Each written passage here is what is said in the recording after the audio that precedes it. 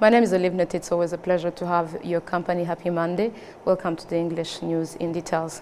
President Paul Kagame urges judicial sectors to take measures against polluters, affirming that Rwanda is committed, given that laws such as the ban of plastic bags has been consequential. The remarks were made on Monday as the head of state officially opened the Commonwealth Magistrates and Judges Association annual conference. Prince Mazi kicks us off tonight. Over 300 participants, including chief justices, judges and magistrates from 45 Commonwealth countries, are in Kigali for the annual conference, with this year's under the theme Environmental Justice. In his speech, the Rwanda's Chief Justice, Dr. Faustin Nteziryayo, reiterates that it is critical for judicial officers to understand their role in mitigating climate change challenges. The environmental challenges we face today are profound, spanning climate change, biodiversity loss, pollution, and unsustainable use of natural resources. As judicial officers, we bear a unique responsibility to uphold and advance the principles of justice in these areas. This conference also aims to deepen our collective understanding of judicial independence, which remains the bedrock of our work, and to explore how different jurisdictions within the Commonwealth can address our common challenges. According to the United Nations Environment Programme report, the number of climate change cases across the world has increased from 884 in 2017 to over 2,000 in 2022. With the increasing rate of human threats to the environment, there is a need for discussing the environmental justice impact to the society, as elaborated by Justice Lynn Lage, the CMJ president. This interest in environmental justice is leading to greater protection for the most vulnerable groups in society, as well as increased accountability, transparency, and justice, compelling governments and corporations to pursue a more ambitious climate change mitigation and adaptation goals. While opening this three-day conference, President Paul Kagame reiterates that enacting environmental laws and policies is essential for building a cleaner and more sustainable future. Environmental justice, the theme of this important gathering, is a top priority for the Commonwealth. In fact, 2 years ago, when Rwanda had the privilege of hosting the Commonwealth Heads of Government meeting, the urgent threat of climate change was at the top of the agenda. Today, global greenhouse gas emissions are disproportionately impacting Africa and small island developing states. But no country can afford to be complacent. All over the world, temperatures are rising at unprecedented rates. The quality of the air we breathe is constantly declining, putting us all at risk. Indeed, enacting environmental laws and policies is essential if we want to build a cleaner and more sustainable future.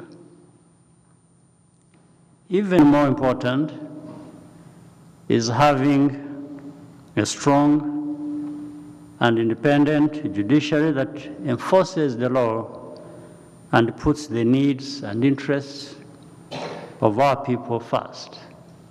The head of state also shared with the judicial personnel Rwanda's deliberate choices in the justice sector in these past 30 years, affirming the gains of generating own solutions. In Rwanda, after the genocide, we embarked on a journey to reform the justice system.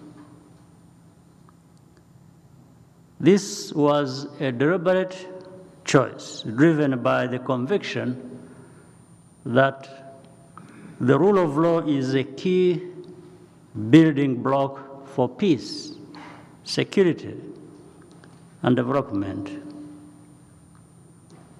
One of the most consequential laws our country passed is the ban on plastic bags. The effect has been tremendous.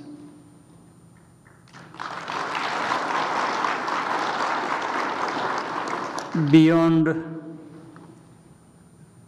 cleanliness of our streets, our homes,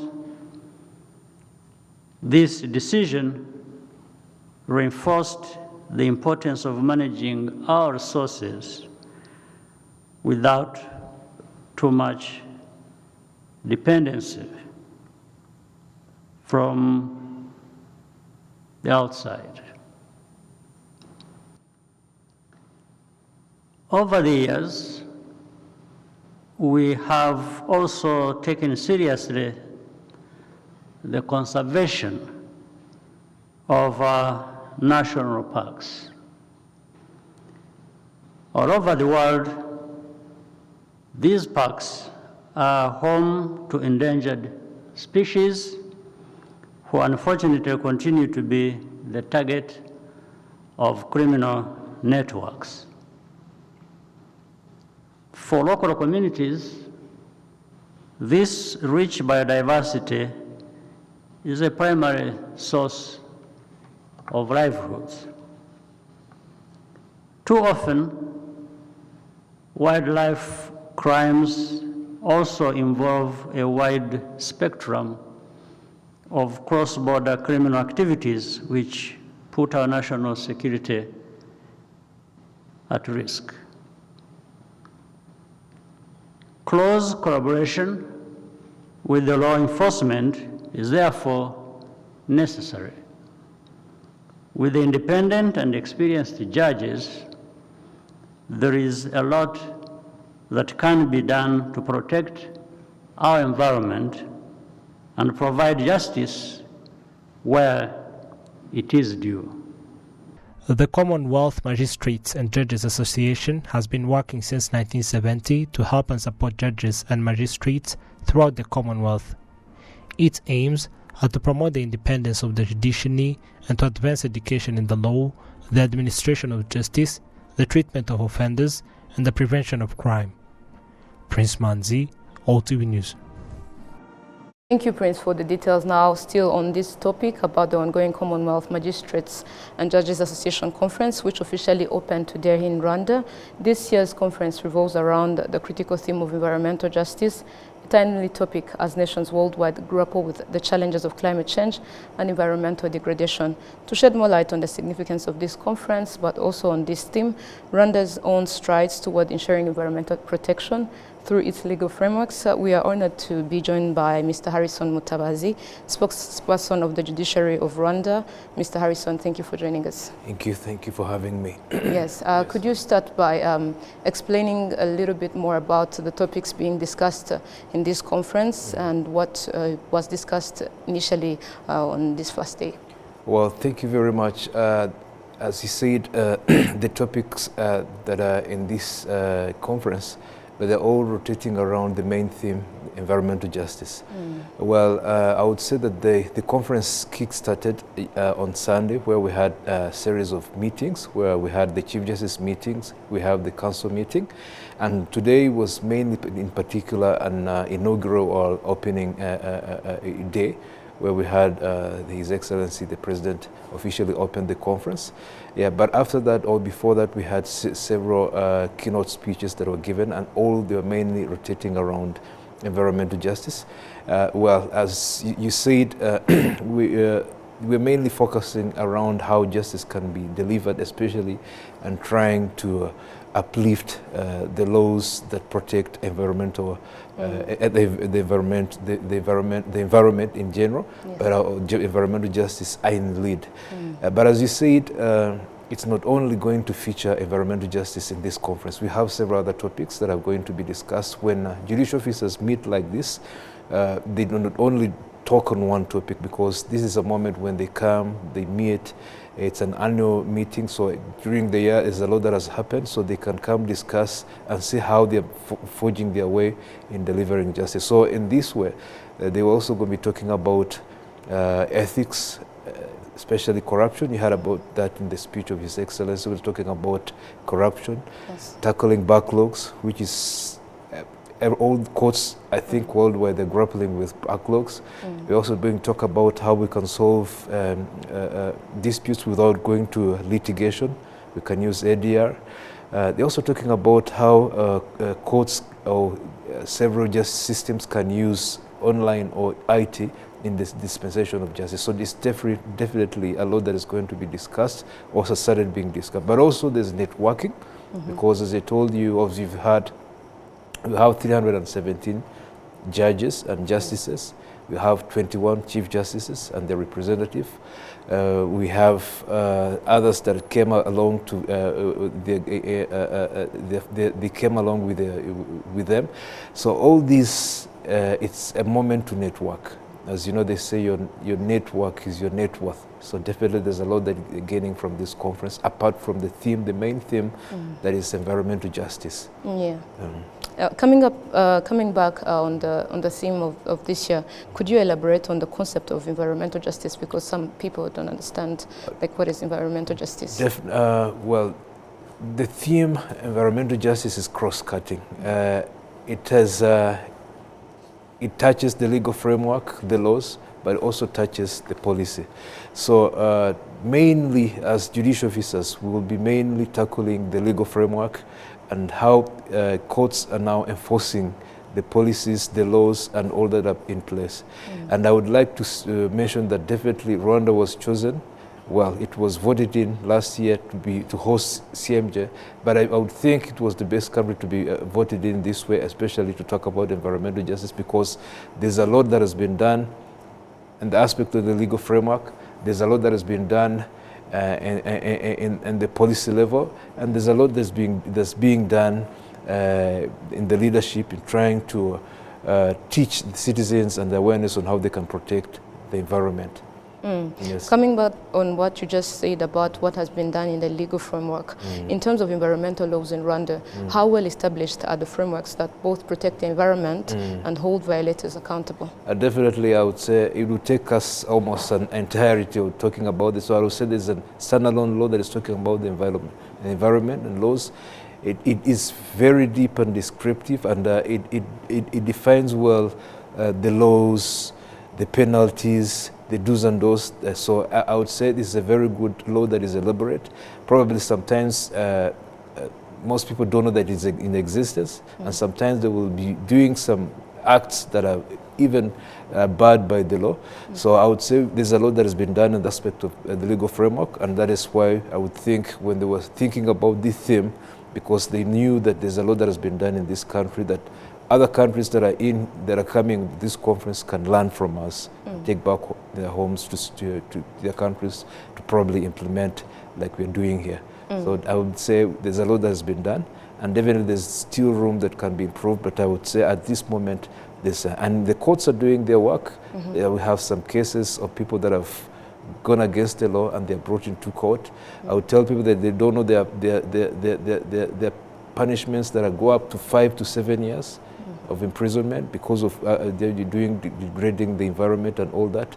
People don't know that noise pollution is also, it can be prosecuted and given a fine for that and all that. So there's a lot that is done, and we thank that the leadership of the country took lead in having this in place. Yes.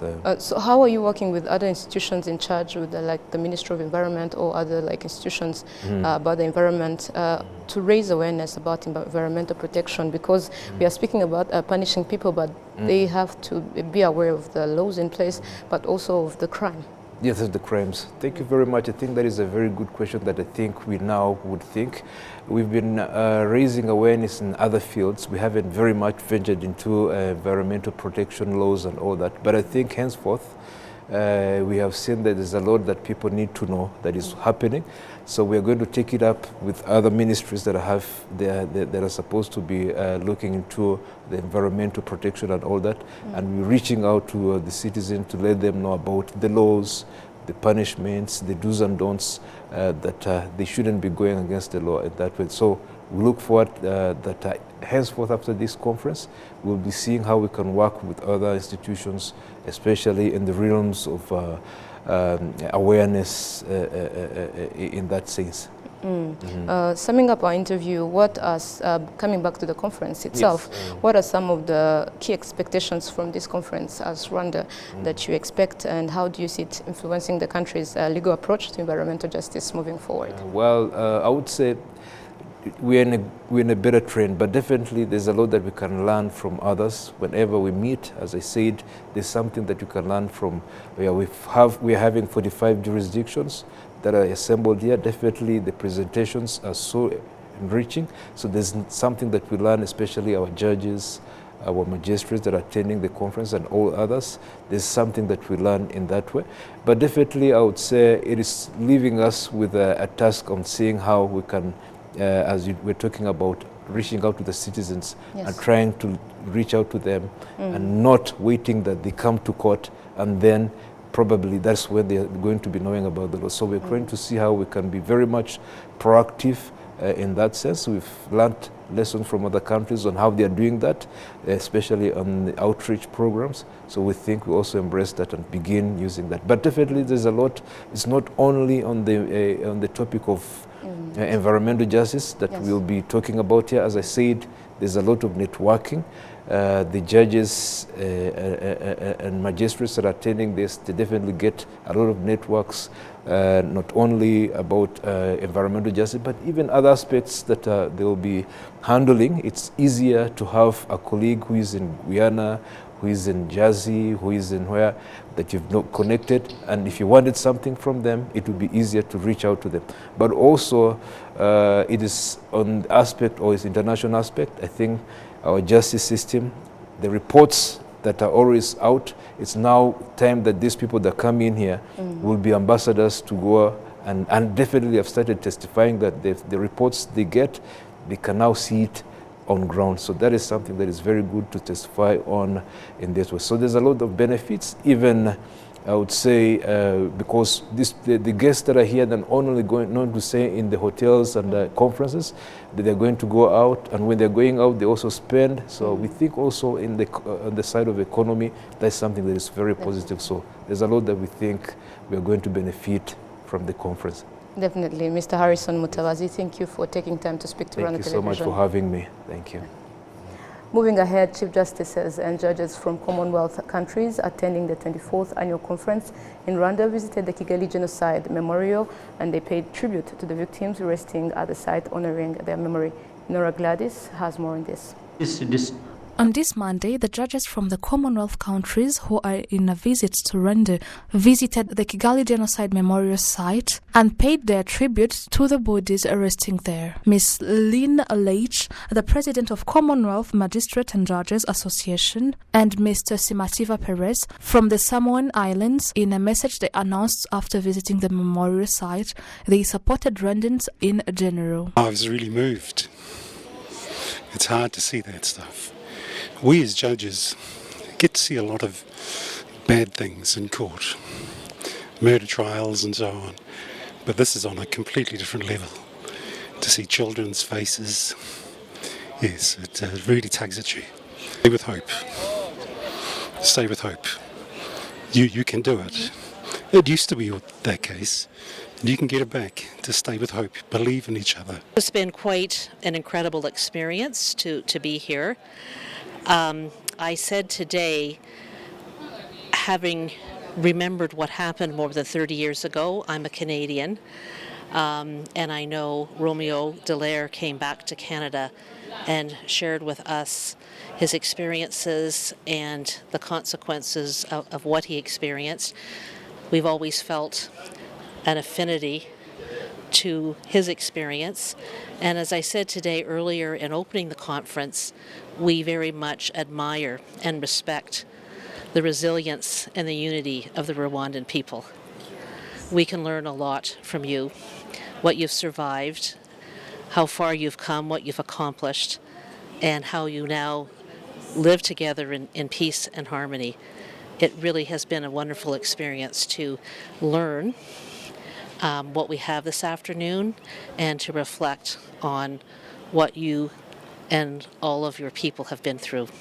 These judges came for a 5-day judicial conference that aims to advance the administration of the law by promoting the judicial independence, enhancing education in the law, and improving justice within the Commonwealth. From more than 45 countries and more than 300 judges attended this conference. Enora Gladys, RwandaTV News. Moving forward with other matters, moving ahead, and today the National Strategy Transformation Tool was officially launched, and we are going to look at some of the achievements made in the NST1, but also look at what is ahead in the NST2, community well-being in NST1.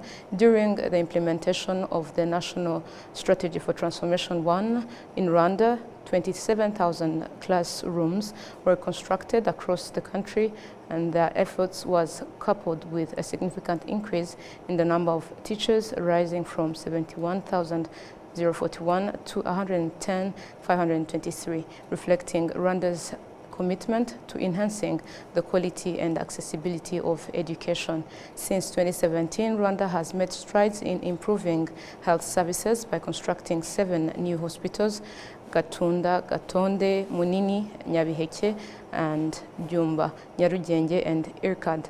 These additions bring the total number of hospitals to 52 across the country. Additionally, 2 existing hospitals, Kabgayi and Kibogora, are undergoing renewal to enhance their services further. This effort demonstrates the country's focus on strengthening healthcare infrastructure to meet the growing needs of its population. On governance, Rwanda's life expectancy has seen a significant improvement, rising from 66.6% to 69.6% in 2024. To community well-being in NST2.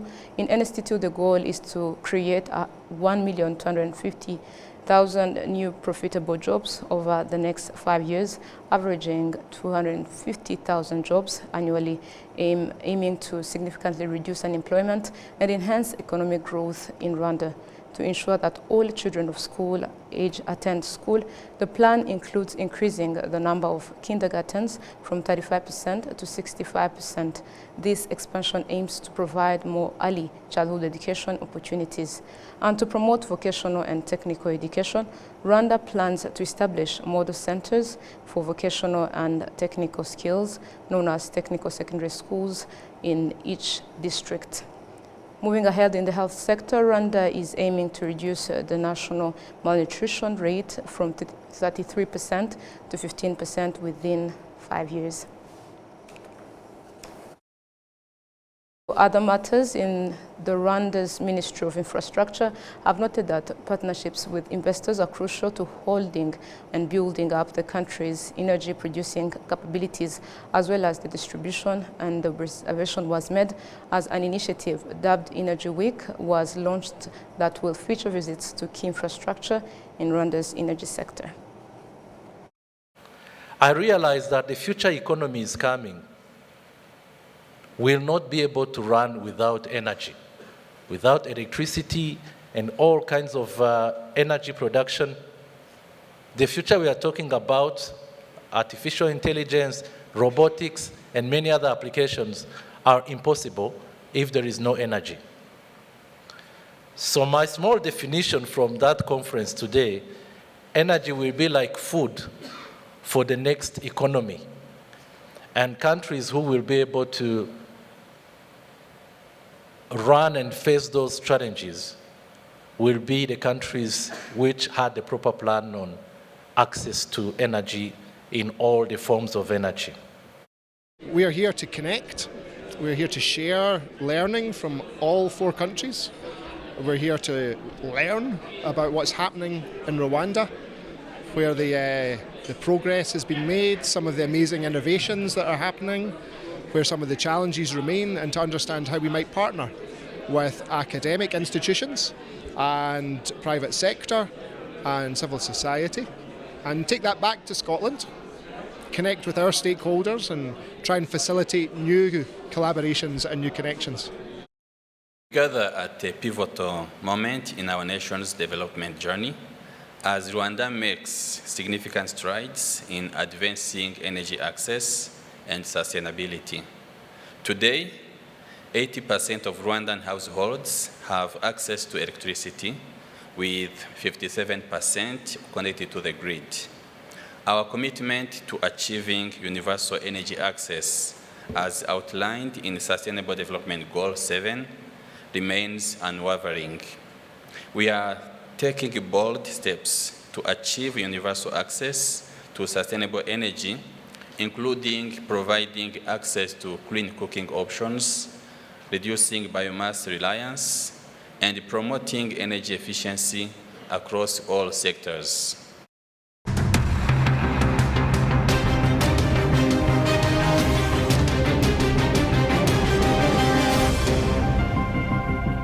And on behalf of the Technical and News Production team, we appreciate you tuning in to today's broadcast. Have a wonderful and productive week ahead. Goodbye.